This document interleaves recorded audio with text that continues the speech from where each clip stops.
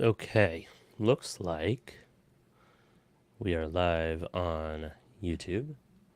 Let's check the other areas here. I do believe that I am live elsewhere as well. Yep, live over on X.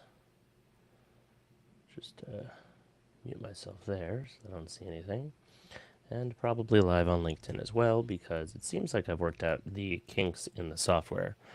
I'm a little bit quieter than normal, so I will speak up once I get started. Gotta enter my announcer voice, etc., etc. Yep, live over on LinkedIn as well. So if you comment on those spots, I will attempt to keep monitoring them and should be able to keep an eye on them. Oh, that's the wrong tab. Just gotta bring my show notes over here. I actually prepared show notes this week, so a little bit easier to keep track of everything going on. Where's X? Here's X. There's LinkedIn. Just layer these chat windows. Be nice if I had the ability to bring them all in together, but alas, it seems I don't. Oh well. Such is life.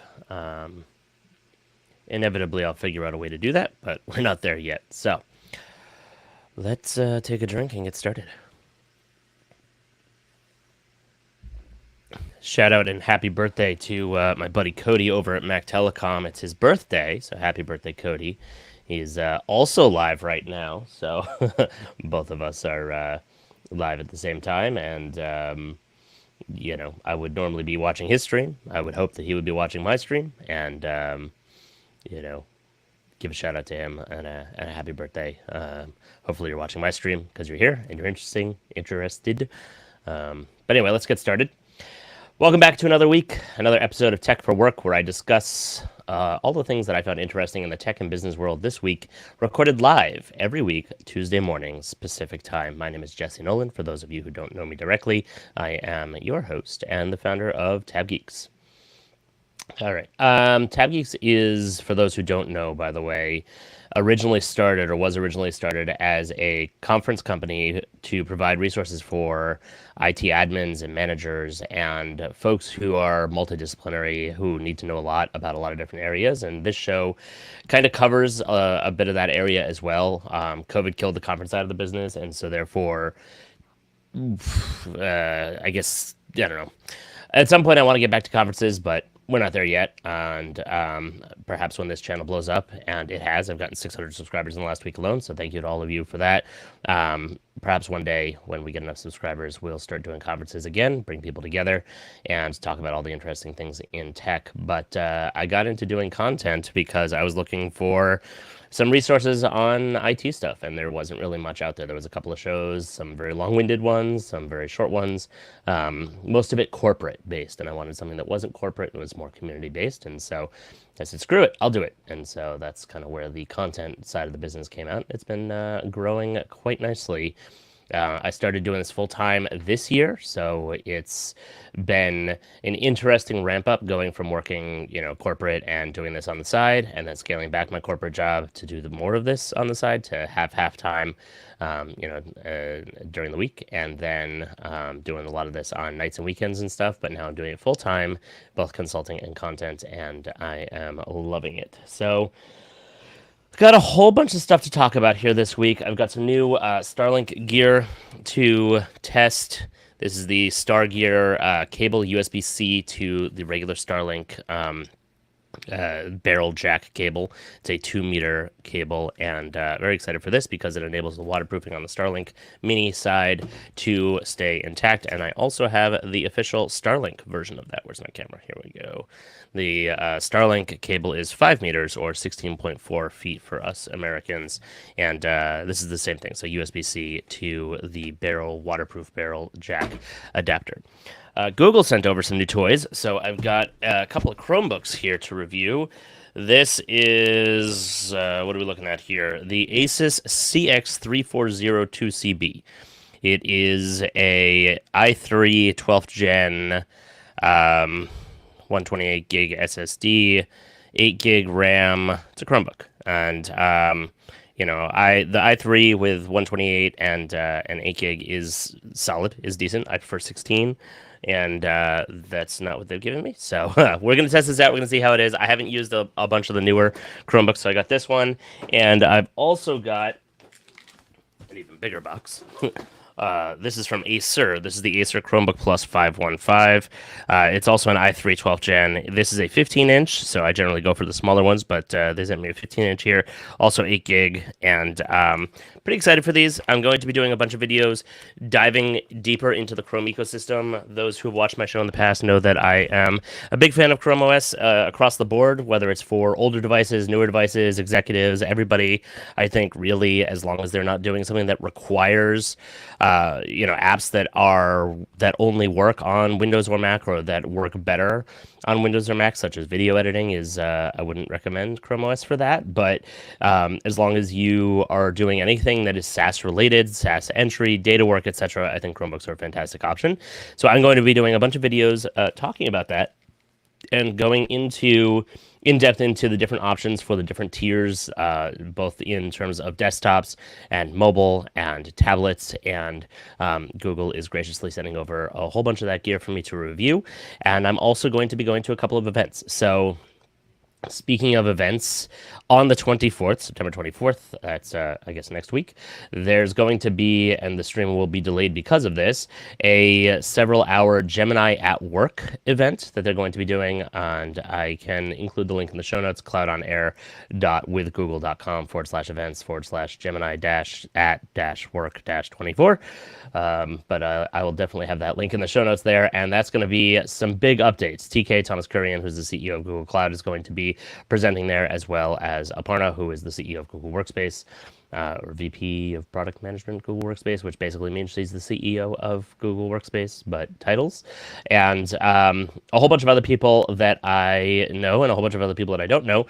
But I do know that this is going to be a big event, a big update specifically for Workspace and Gemini. And I'm hoping to hear some of the things that we saw at I/O and at Google Next be both elaborated on and announced that they are coming to Workspace, because Gemini needs some love on the professional side and the Workspace side, and I look forward to seeing those. On that same day, there's actually going to be a Chrome OS event as well, which I may or may not go to. I have some travel things to figure out. I am headed to Utah next week, so anybody in the audience who is in Utah, give me a shout if there's any companies that you know of that are in Utah that you want me to interview, you want me to tour, you want me to check out. I'd be happy to.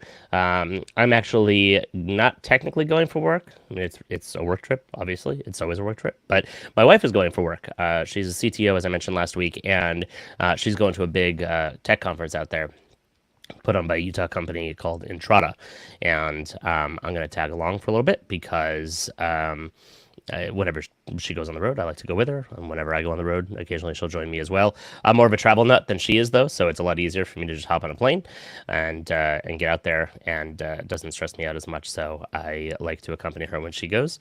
And essentially, yeah, we'll have somebody watching the kids. For anybody who's wondering about my 4 kids, yes, they will be cared for at home. And go out for a couple of days to Utah and join her while she's out there, and some of the events and parties from their conference. But while I'm there, that leaves me with a couple days of time where I can go and tour and meet up and stuff. So if you all want to do a meetup in that area, or if there's companies you want me to go and speak to that you know of in the area, connections, hook me up, let me know. I would love to do that. I love touring those things. But that being said, there is a Chrome OS event in New York also on the 24th.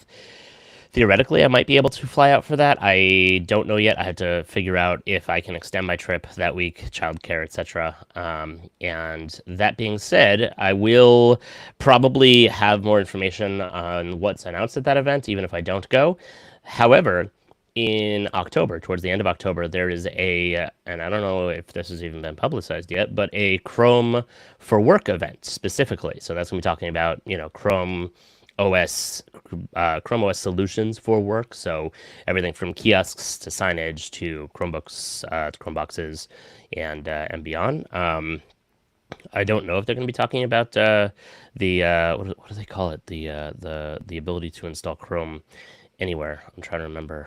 It's been a while since I deep dived into this. Chrome. Somebody in the audience help me out here.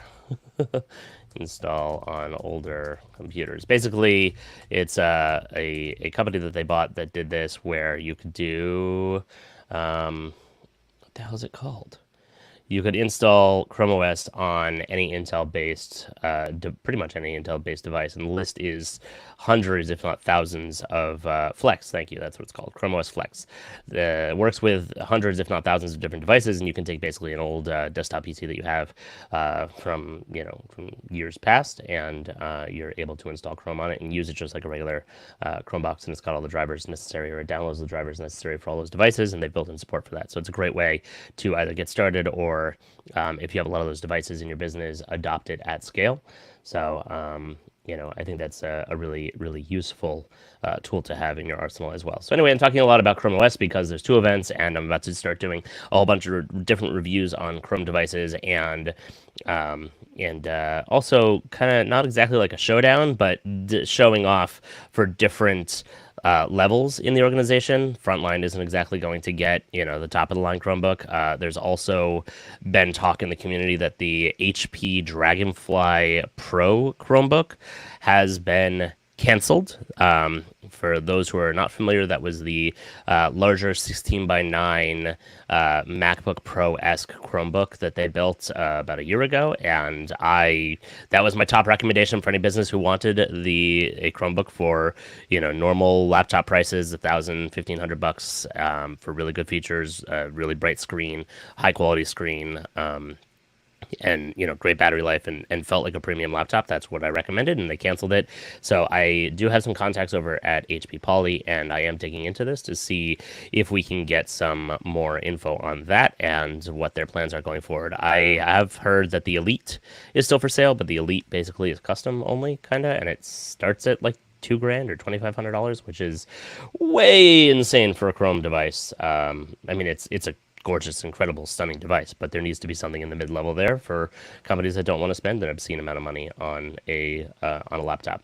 Like there's lots of organizations that won't even spend that on a Mac, never mind a PC. Unless you absolutely need it. So, all right, so that's what's going on in the Chrome world and Gemini world. Let's move on to Ubiquiti, and then I had some other Google stuff for Workspace and whatnot to get back to. But Ubiquiti has had a big week or two. There was a whole bunch of stuff that was announced at Cydia, I think it was, which I was talking about last week, and this week a bunch of that was officially announced. So we've got Unified Protect 5.0, which is in early access, so I can't really talk much about that. I have a couple bullet points that I can highlight, but also showed off and is officially on the store the Enterprise NVR, which is a beast, an absolute monster of an NVR, 16 drives, supporting 16 hard drives on it, and just like 1,000 cameras, I think. So really insane level hardware right there. I hope they're going to send me one. I don't know if they're going to send me one. I'm certainly not going to buy one straight out because it's $2,000, unless some sponsor wants to come on and sponsor me to get that, to do a review on it. I'd love to get my hands on it because, oh my God, really powerful hardware, but I can't exactly roll out 1,000 cameras in my test environment here just for funsies to test it, although that would certainly be a interesting challenge. So yeah, a couple of things here. The Unified Protect 5.0 has, like I said, up to 1,000 cameras between the Enterprise NVR and Vantage Point. Scaling Vantage Point is the ability to tie together different consoles, which has been very useful for a couple locations that I have that have individual NVRs, but they're not all on the same network. They're not all together. I can put them on the same dashboard and view it all together through Vantage Point, which is awesome. Another major announcement from Ubiquiti is, and this was also rumored or talked about from the conference last week or a couple weeks ago, is third-party camera support through what's called OnVIF. And this has been something that has been asked for in the community forever, since they started their camera lineup, I imagine, years ago. Essentially what this means is if you have licenses, or sorry, not licenses, if you have cameras from some of the bigger brands, such as, great, now I'm blanking on them, Swan or oh, what the hell are the other ones? The Costco brands, or the Chinese different brands that are out there that are IP cameras that normally are have a lot more options. In the past, have also been more affordable. You are going to be able to plug those into Protect, and you're going to be able to do that license free, which is a major move on Ubiquiti's point. It just opens up so many more options here. But the biggest option that it opens up is for organizations that have cameras and are using Ubiquiti gear, but don't want to move over to Protect cameras because they're still in their life cycle for the cameras that they have, or it's, moving later on down the road or whatever it is. You are able to adopt those cameras now and view them in Protect. Obviously, not all the features work. It's not going to be able to do, I believe, the motion detection I saw wasn't working, as well as some of the other features. But you will be able to add them and view them and manage them completely license free. So that's pretty exciting. Also, the cameras have a completely re-architected encoding engine for near instant loading, and I have been testing this, and I have to tell you, it is very noticeable. The cameras load faster. They load better on slower connections. I was at a concert this week, and the cell service was just slammed, and I wanted to check in on the kids at home with the babysitter and see that everything was okay. And I was barely loading web pages, just scrolling on my phone before the concert started, but I was able to get the cameras to show up. So that was pretty awesome. In the past, I was not able to do that. It definitely loads much faster. And another part of that encoding engine is a new element to the storage manager here, where you're going to be able to extend recording capacity significantly, even to years. And they show this off in the video that they had, which I will link down below as well after this stream. But essentially, the ability to actually, I think there's a way that I can link all this in YouTube, but I have to play around with that. But essentially, it enables you to add a lot of storage and set it up essentially your retention so that it will keep for significantly longer. No, that's not the link. That's just the title. I'm trying to drop this in the chat here. Sorry to those listening over on the podcast side. Oh, speaking of podcast side, before I go on to the next topic here, is that this podcast is also released to the podcast networks, usually within a day of recording, if not same day. And the goal for that is to make it a lot easier for people. I had this complaint back when I was doing a regular weekly show and moved on to YouTube of folks that were saying things that are only on YouTube if they're on their commute, if they're in the subway, if they're on a plane and they want to use offline mode and they're not paying for YouTube, they're not able to enjoy the content. They're not able to access it because they're not able to download anything and use it in offline mode. So the concept of uploading it to those networks opens it up to a lot more people, and hopefully folks will enjoy the show and appreciate it, and this is for you. So a little bit extra work on my part, but it's worth it for anybody who's listening over on the podcast side. And if you're listening on the live side and want to catch up on the podcast, or you're not going to be able to watch it live or don't want to watch it on YouTube, then go and subscribe over on the podcast side as well. Available on pretty much all the major podcast networks, if I'm not mistaken. Apple, I would say Google Podcasts, but that's now YouTube Music or something. I don't know. YouTube is weird when it comes to that. They shut down Google Podcasts and merged it with YouTube Music. That's what happened. But also on what do you call it? Radiocast. I forget what they're all called now. It's been a little while. Also on Amazon Music and just Cast. Pocket Casts, them too. A bunch of the major networks. So pretty much anywhere you listen to podcasts, you'll be able to find this. All right, moving back into the Google world with a little bit of Workspace updates. This one made me laugh. TeamViewer is now available as an add-on for Google Meet to support remote desktop, which, as an IT consultant, admin, technician, amazing, yay, fantastic, wonderful, revolutionary. The ability to have remote access plugged directly into remote desktop. Why did it have to be TeamViewer? I hate TeamViewer. TeamViewer's gotten so bad over the last several years. Like, once upon a time, it was my go-to. I had it on all my clients' machines. It was fantastic. But they've just, logged me in, bought them, and logged me in. I don't like the way they do things. Whatever their philosophy is, it does not seem to be working for tools that, at scale, for starters, but also just their pricing is outrageous and frustrating, and support is difficult, and just dealing with the LogMeIn products in general I have found to be challenging. So Google, if you're listening, now that you got one, first of all, could we also get Google Remote Desktop? Like, Google Chrome Remote Desktop itself. That would be awesome, but also some of the more business-focused ones, such as ConnectWise, or some of the other ones that are out there. I imagine now that they did one, you're going to be able to do more. I believe there's a new API that's coming for Google Meet, so perhaps that'll be part of that. But anyway, good step forward, especially because it's something that we've really wanted to have over the years. Over on X, Wireless Nerd, thanks for joining. Says, let's hear it for PC Anywhere. No. You know, Cisco also not a big fan of their remote access stuff. I really like ConnectWise. I'm trying to remember some of the other ones that I've used over the years. It's been a while. I used LogMeIn back in the day directly. I think TeamViewer bought them. I mean, they bought TeamViewer. Did I totally get that wrong? Are they're not owned by LogMeIn? Did I completely screw that up? That's possible.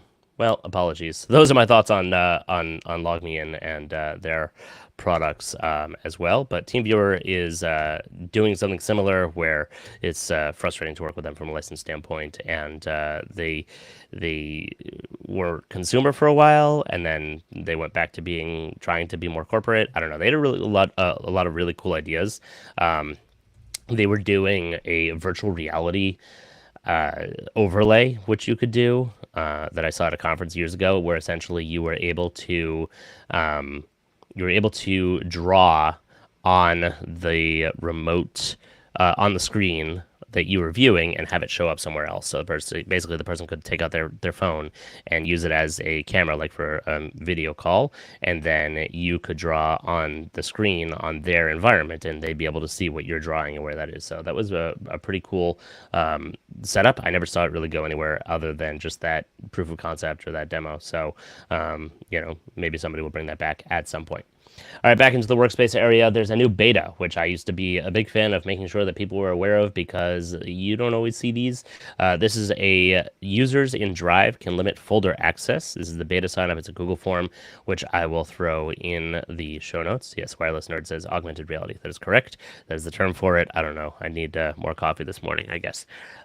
It was supposed to be huge. I actually went to an augmented reality and virtual reality conference out here in Long Beach a month or two ago. There is still a lot coming, and it's going to be amazing. They've been promising that for about 15 years, so stay tuned. But there's certainly a lot more attention on that, given that, well, Facebook is very big in the space, and Snapchat is also pretty solid there. But Apple, obviously, when they enter a market, everyone kind of pays attention. Even if their entrant was ridiculously expensive and is reportedly not used by many people anymore at all.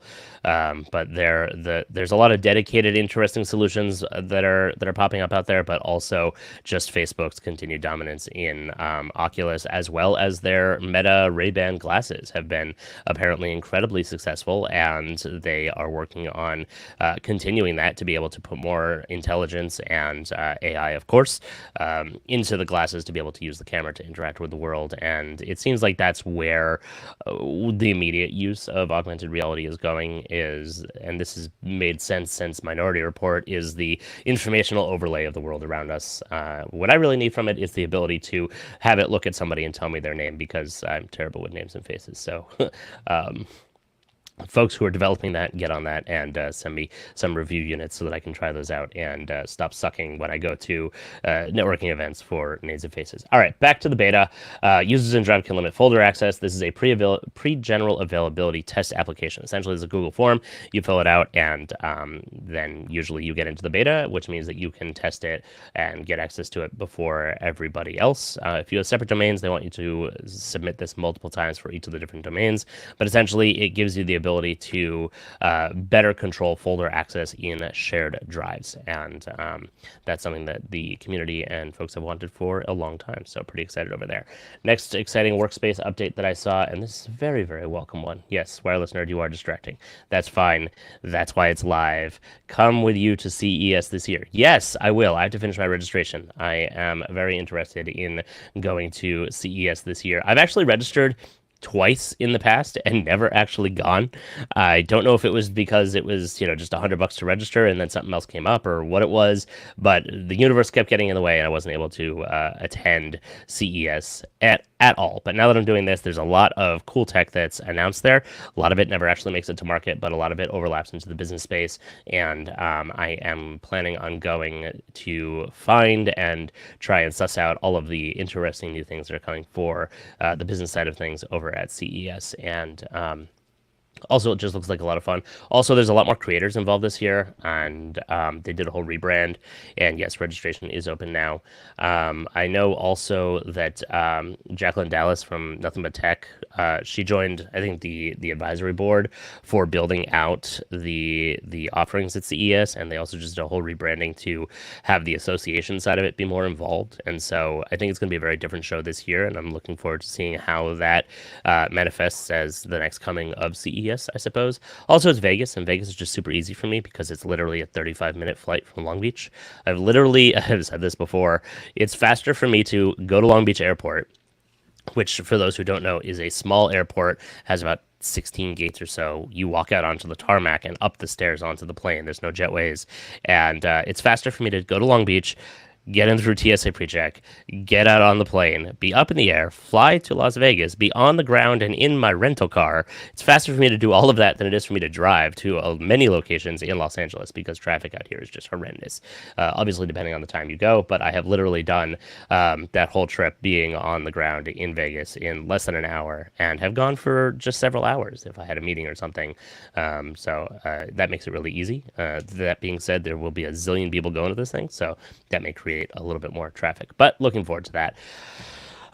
The other Google Workspace update that I wanted to highlight here is access and access and sort shared files more easily in Google Chat conversations. So a while back, Google Chat became a big focus for them, and they started adding the ability to have files and different links and things that you post in the group and to have, or in the what are they called? The space. That's what they're called now. Thank you very much.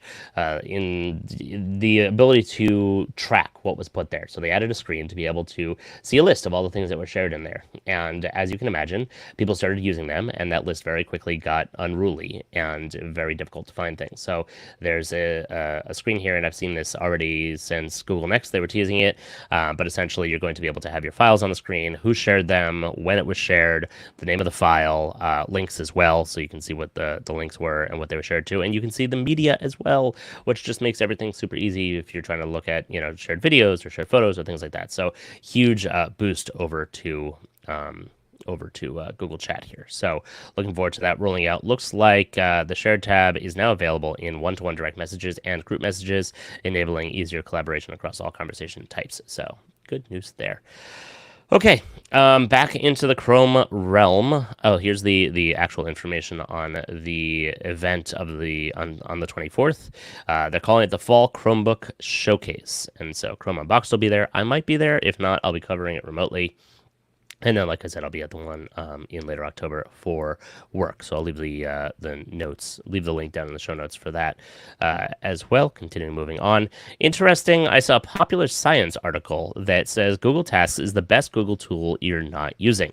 And I have long been a fan of Google Tasks and said that it needs more power. And they started adding more power to it. But in typical Google fashion, they have 6 different ways that you can have what do you call it? Task management, so be it Google Meet or from, sorry, not Google Meet, be it Google Keep or Tasks or Calendar or in the individual Google Chat rooms, you can do tasks, and none of it was really integrated at all. And now they finally brought those things together. So Calendar and Tasks have merged, and if you tag somebody in the Google Chat room, that has merged as well, and I don't know if that rolled out yet or not. It occurs to me I should probably share this on the screen so that anybody who's watching and not just listening will be able to see it. Oh, is it going to share? I just updated to the latest, the new version of Mac OS, so their sharing permissions are really funky. Not going to share audio because tabs sometimes get funky audio going. But yeah, essentially, a Popular Science article talking about and highlighting Google Tasks and how simple it is. And the reason why I think this is important is because, well, A, more people should be using that, and I'm a big fan of Google Apps in general and the way that it keeps it all in one screen and ties it all into the different services. But I've also been listening to a fantastic series over on The Verge on their podcast side where they're talking about productivity apps. And there's generally two camps, right? Or not necessarily two camps, there's two types of users primarily. You have the individual user that is trying to be productive and trying to just remember all the tasks they have to get done. Somebody like me, who's an individual contributor, sometimes working with other teams, but mostly, on a team of one or two and able to just write down individual tasks, and it doesn't have to be part of a much greater project management that you're required to use on a team. The other camp is folks who are on a larger team and are required to use certain applications because they're on the team and the company uses those for task management. But either way, the thing that they've been talking about is that essentially you have a huge need to just get things out of your brain and onto, well, what used to be paper, but now into these different apps. And so a popular one is TickTick, which is used by a lot of folks, especially in the creator community, and that's a kind of more powerful Google Tasks. I actually have been using Apple Notes a lot more because I'm in the Apple ecosystem, as we discussed last week, and it's been really helpful because I know that it works every time. It's always synced. It's across my devices. I don't have to think about it. And when you're sitting on the computer and you're working in the Google ecosystem, Google Tasks has that same capability. So if you haven't looked at Google Tasks in a while, I recommend taking another look at that. And if you're interested in all of the chaos around managing projects and how different teams handle that, definitely go check out the Verge series on that. All right, next up was, continuing on The Verge actually, was a very interesting interview in the world of AI. So Anthropic is a company that is funded by lots of people, primarily Google and Amazon, I think also Microsoft. And their CEO is Mike Krieger. And Mike Krieger, if I'm not mistaken, was one of the co-founders of a small company called Instagram. Yep, here we go. Mike co-founded Instagram with a gentleman by the name of Kevin Systrom, who you may recognize. They sold it to Facebook, now Meta, for $1 billion back in 2012. That is an absolute monstrous amount of money. And he left in 2018. And this interview is kind of talking about his journey and what he and his former co-founder, Kevin, they teamed up again and launched Artifact, which was a AI-powered newsreader.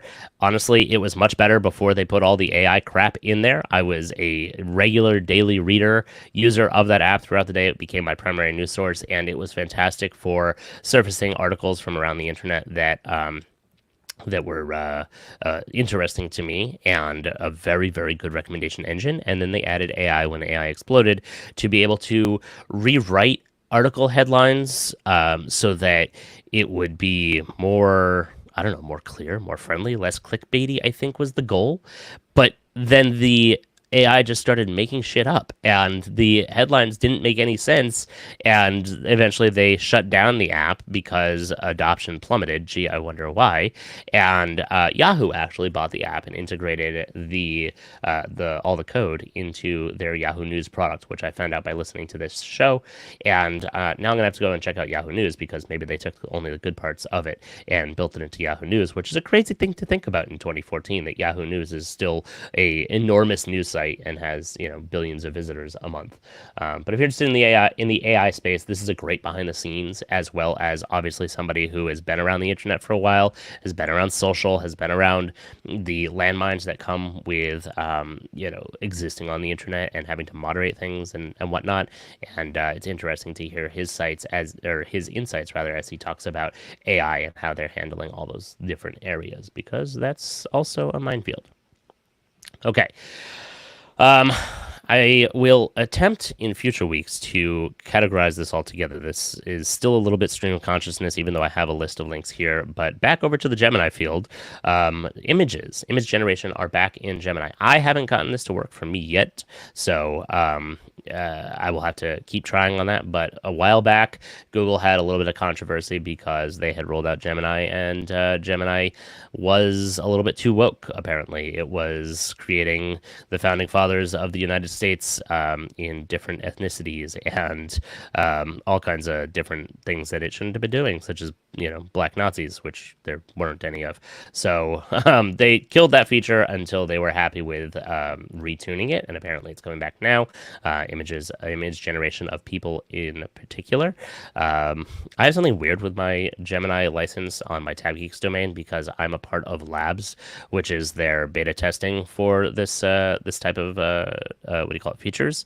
And for some reason, it doesn't count as a full Workspace Gemini license, so I can't even access some of the things that have finally come to Workspace. I'm going to be doing a deeper dive on this probably in the next few weeks on is Gemini ready for prime time, which is a very good question, and I look forward to finding the answer for that. Talking to some other experts from the industry and getting their feedback on it, and how well it compares to other tools such as ChatGPT and what else is available out there. So that's a little bit of Gemini news there.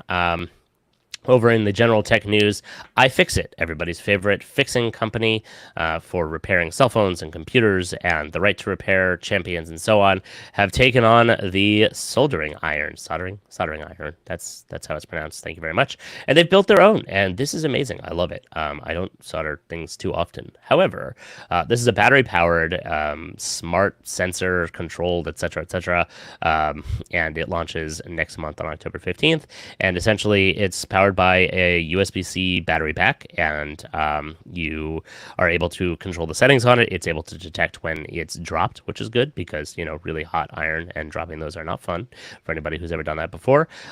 And in true iFixit fashion, they made it incredibly repairable. So if something breaks over there, you're probably going to be able to buy all of the parts from them to be able to fix it. And there's a diagram here that I'm showing on the screen, which breaks that down. And all of the individual parts here really look easy to take off. So if the battery stops charging, I guess you're going to be able to just pop in a new one, and it'll be really easy to do that. So I thought that was very interesting, and worth sharing with all of you. Okay, another interesting area here is about consumption. And Wireless Nerd, if you haven't seen this yet, I think you're going to find this very interesting. Americans used 100 trillion megabytes of wireless data last year, and I had to do the math on this because what the hell is 100 trillion megabytes? It's over 100,000 petabytes. Yes, I could have converted that to whatever's next up in that list, autobytes, zettabytes, I don't know. But petabytes is something that has reached into, I guess, normal nomenclature here, and people understand that it's a lot of terabytes makes up a petabyte, and that's an obscene amount of data, and 100,000 of those is what we as Americans consumed in the last year. And that apparently is a 36% boost over 2022. So that is a major update in the industry and major adoption even in America. And another element there that is interesting is that the number of wireless connections grew in 2023 to 558 million, which is a 6% jump over 2022. So we're using a lot more data. We can probably thank TikTok for that, if I'm being totally honest here, than we did in previous years.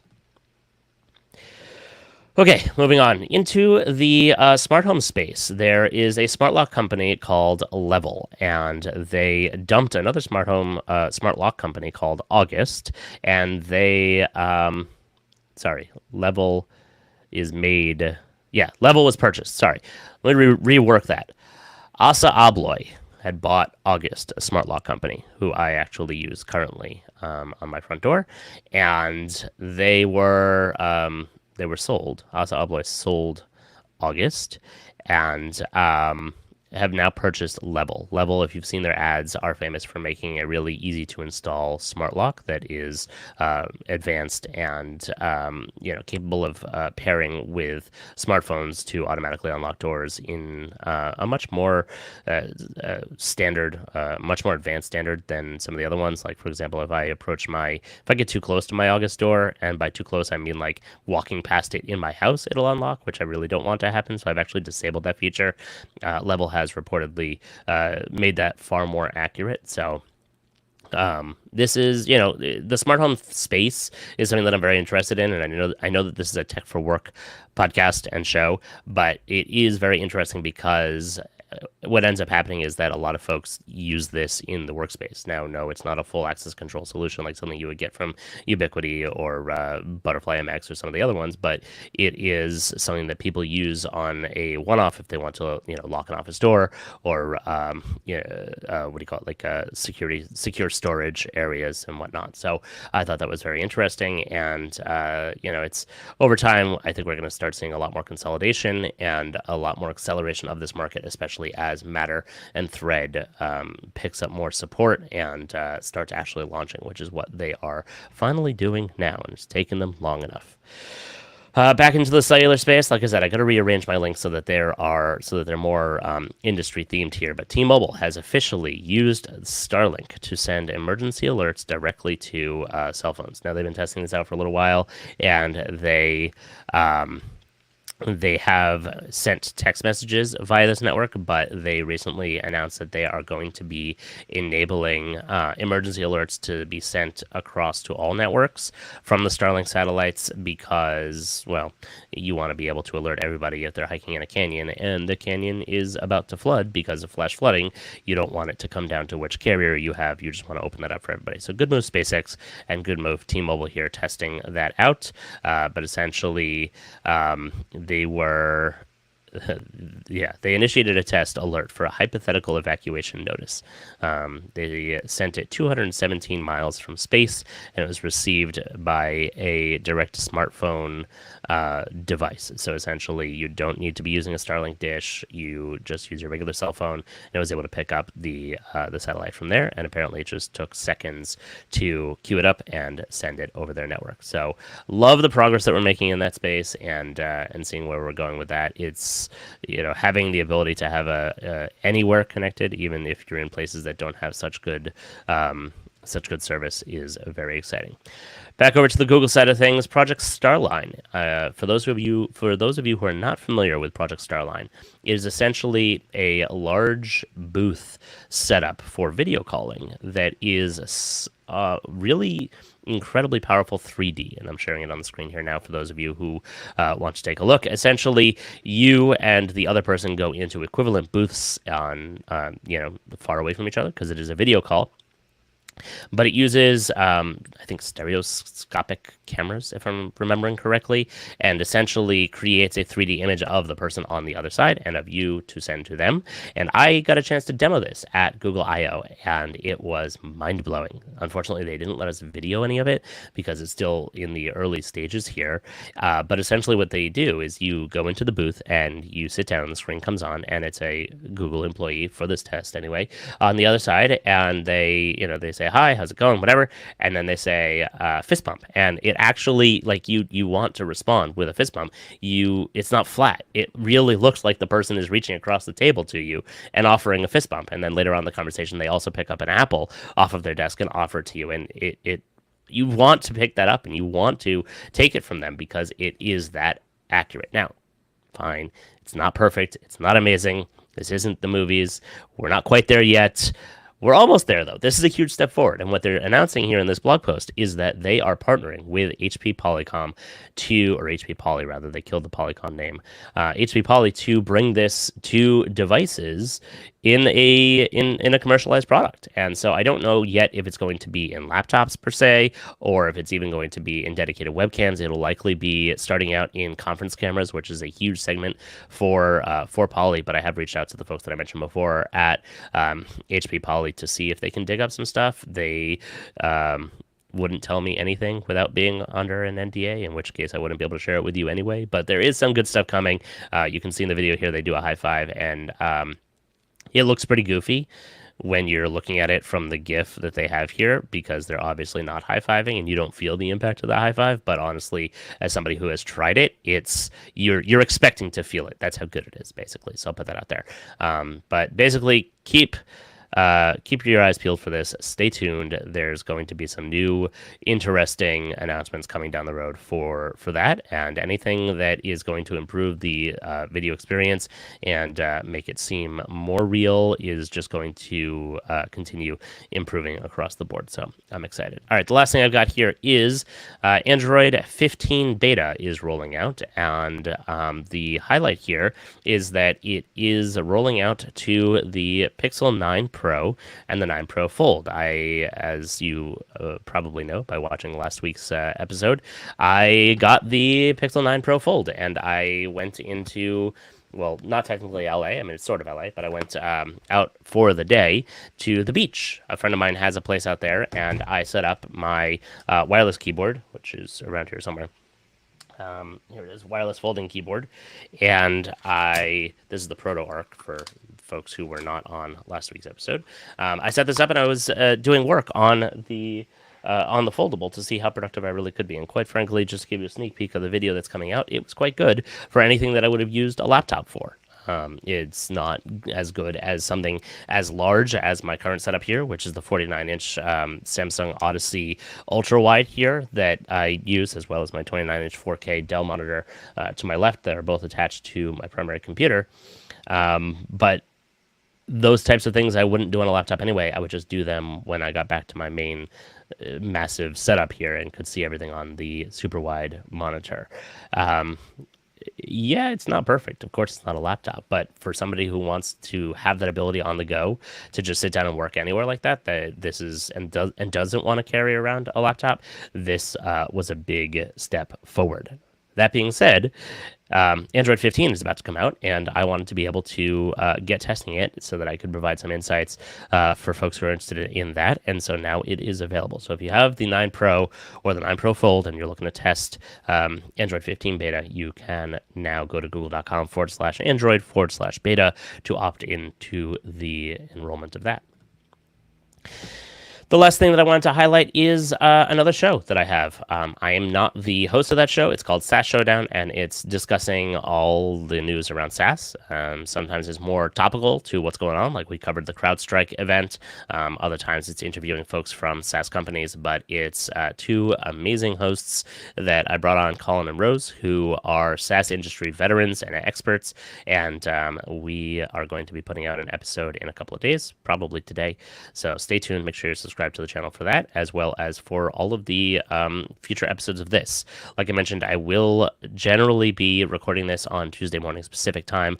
However, next week, because of the Google events, and if I am going to attend one of them, that I might be on a plane, so this will definitely be delayed.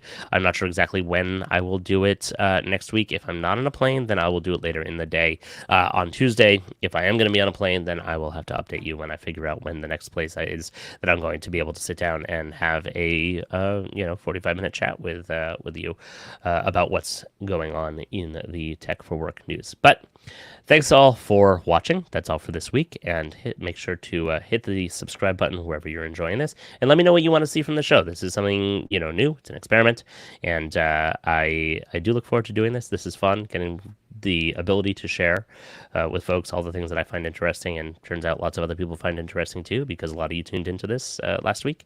So hopefully it continues to grow from here. And like I mentioned, I'm going to be in Utah next week. So anybody who's out there and wants to meet up, or knows of companies out there that you want me to go and meet with or review, let me know, and I will be more than happy to do so. Have a great week, everyone. We'll see you next time.